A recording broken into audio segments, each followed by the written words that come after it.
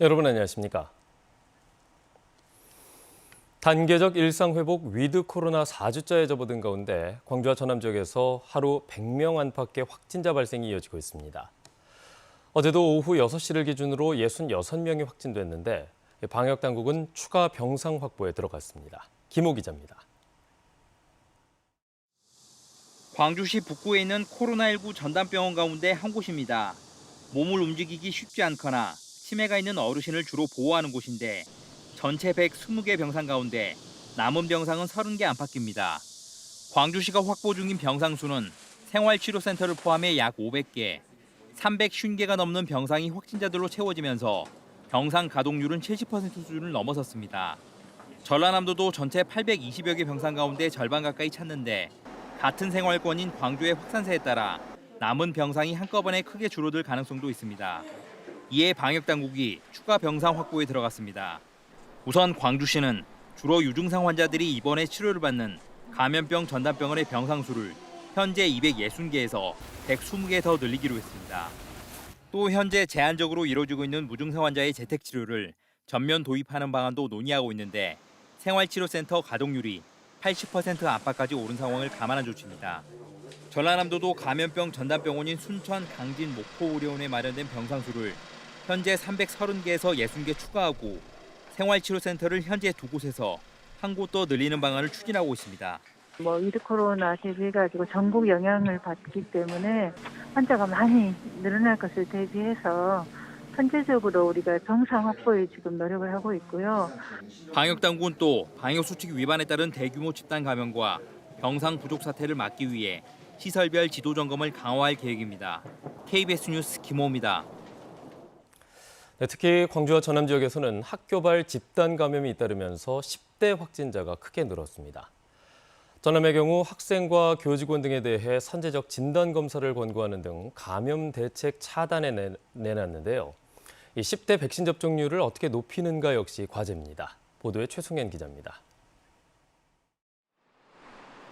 지난 13일부터 학교발 집단 감염이 잇따른 여수, 초중고 등 모두 12개 학교에서 40여 명의 학생이 확진됐습니다. 이처럼 최근 단계적 일상회복 상황에 학교발 집단 감염도 속출하면서 광주 전남의 10대 확진자가 늘고 있습니다. 전남의 경우 이달 들어 21일까지 발생한 유치원과 초중고생 확진자는 95명으로 지난달 확진자보다 많습니다. 광주도 사정은 비슷합니다. 지난달 44명이었던 학생 확진자는 이번 달에만 138명으로 3배를 넘었습니다. 이런 상황에 여수의 모든 학교를 포함해 광주와 전남 117곳 학교가 당분간 원격 수업으로 전환했고 전남 모든 학교에 선제적 진단검사를 권고키로 했습니다. 방역당국은 타 지역 방문을 통한 감염과 뒤늦게 검사를 받고 확진받는 경우가 많다며 특히 학생과 교육 종사자의 경우 타 지역과 다중이용시설 방문을 자제하고 음성 확인 뒤 일상 복귀를 요청했습니다. 어린이집, 유치원, 초중고, 교직원 종사자, 또 학원 강사까지 전수검사에 꼭 참여하라. 그것도 지금 행정명령에 넣어서.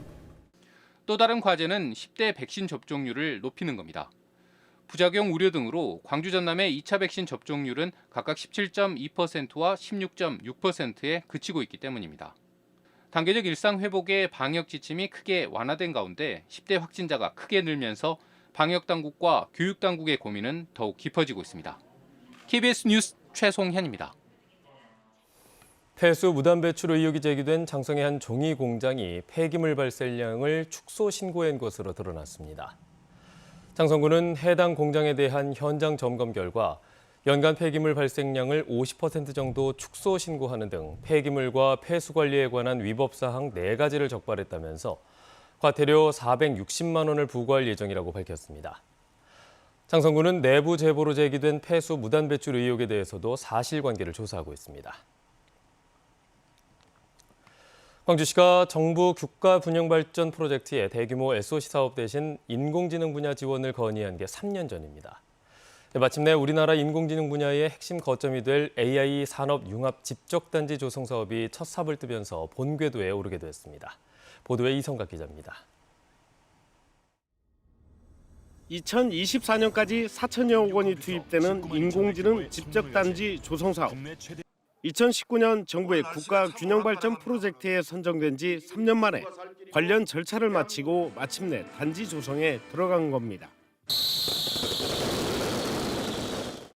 광주 첨단 3단지 4만 7천여 제곱미터에 들어서는 집적단지는 국가 AI 데이터 센터를 중심으로 연구개발과 창업지원, 인재 양성을 한 곳에 집약시킨 말 그대로 대한민국 AI 생태계의 중심입니다. 이곳 광주가 누구나 혁신적인 인공지능 기술과 서비스를 개발할 수 있는 국가 인공지능 인프라 역할을 하게끔 발전시켜 나가겠습니다. 특히 AI 데이터 센터는 처리와 저장 능력이 국내 최대, 세계 상위 10위 수준으로 데이터를 기업과 연구자들이 공유하는 첫 AI 공공 인프라라는 점에서도 의미가 큽니다. 이런 인프라를 바탕으로 기업의 연구 개발과 또 기술의 실증 테스트도 집적 단지 내에서 원스톱으로 지원됩니다. 지역 전략 산업과의 시너지도 기대됩니다. 메타버스와 자동차, 에너지와 헬스케어 분야를 인공지능에 융합시켜 새로운 융복합 산업으로 발전시켜 나갈 수 있습니다. 산업도 서비스도 인공지능과 결합되지 않으면 경쟁력을 가질 수 없는 시대가 도래했습니다. 인공지능은 앞으로 50년, 100년의 미래 고용과 소득을 책임질 것입니다.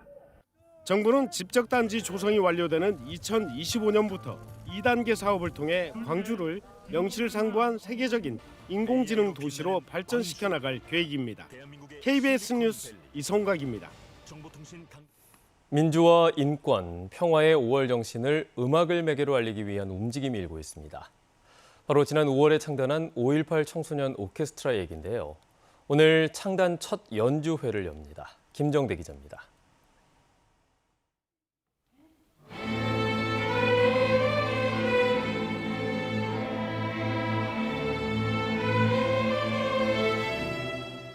고사리 손으로 활을 켜는 아이들, 엄중하고 장엄한 선율이 울려 퍼집니다. 광주의 초중학생 40여 명으로 구성된 5.18 청소년 오케스트라단의 연습 현장입니다. 오케스트라가 꾸려진 건 지난 5월.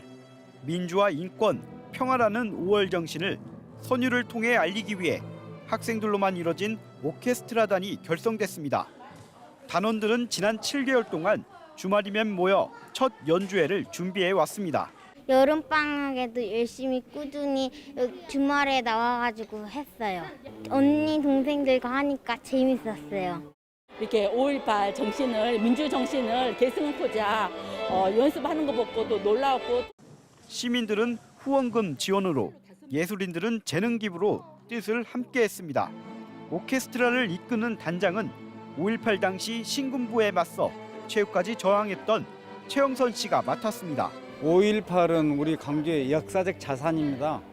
그리고 반드시 후배 세대들에게 물려줘야 될 정신입니다. 어린 아이들에게 음악을 가르치면서 자연스럽게 5.18 정신을 선양하자.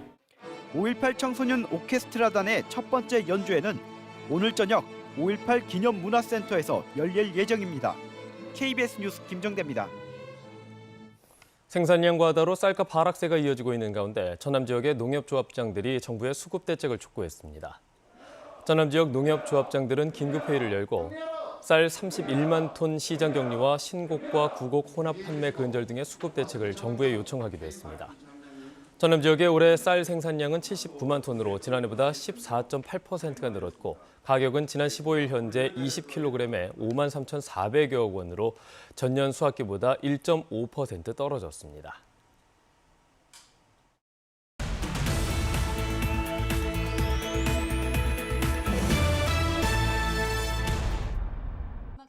(2022년) 제61회 전남체전이 150여일 앞으로 다가온 가운데 체육대회 붐업 조성과 시민들의 관심도를 높이기 위한 성화대 제막 행사가 열렸습니다.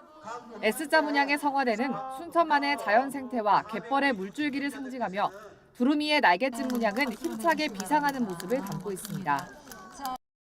조선대병원과 주식회사 G플러스 생명과학이 식물 기반 감염병 질환 백신과 치료제 개발을 위한 업무 협약을 체결했습니다.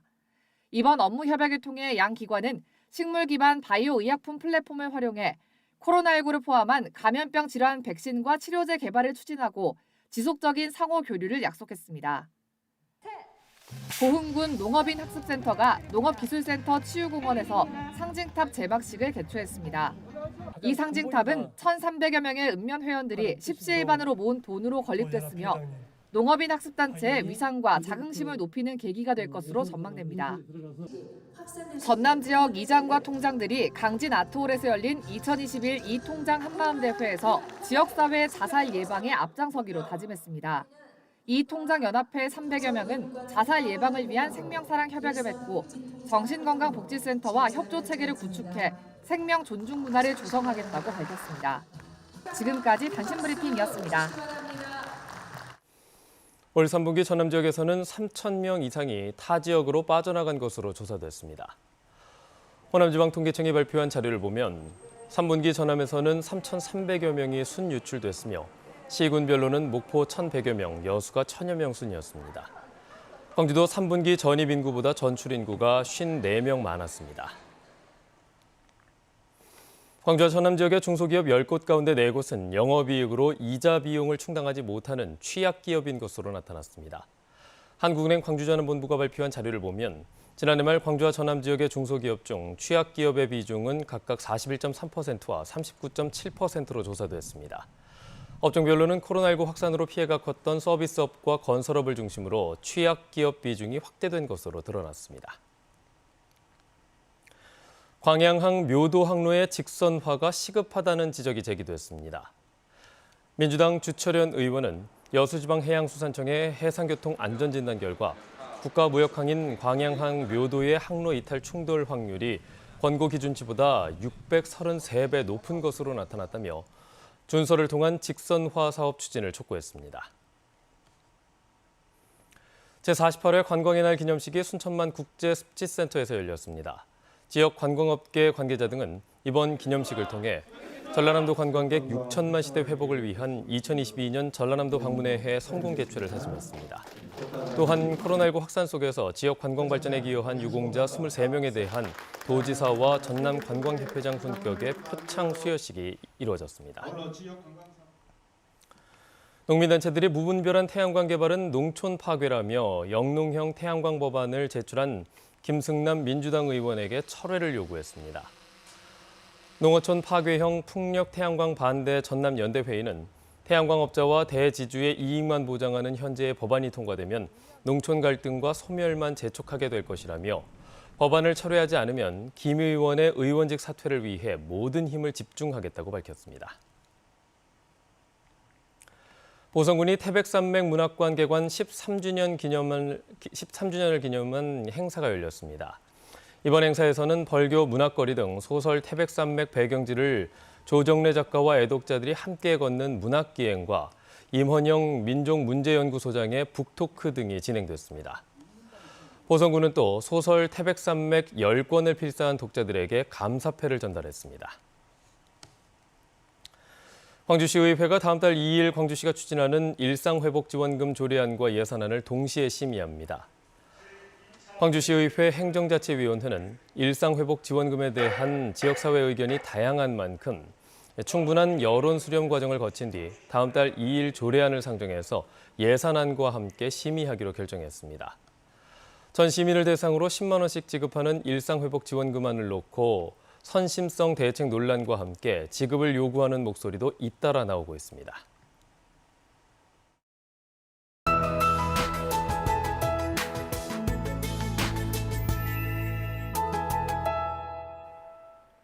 오늘 아침 옷차림 따뜻하게 하셔야겠습니다. 북서쪽에서 찬 공기가 내려와서 기온을 크게 끌어내렸습니다. 광주의 아침 최저 기온이 어제보다 5도가량 낮은 3.1도 가리키고 있고요. 한낮 기온도 7도에 머물겠는데요. 바람이 불어서 체감 온도는 더 낮겠습니다.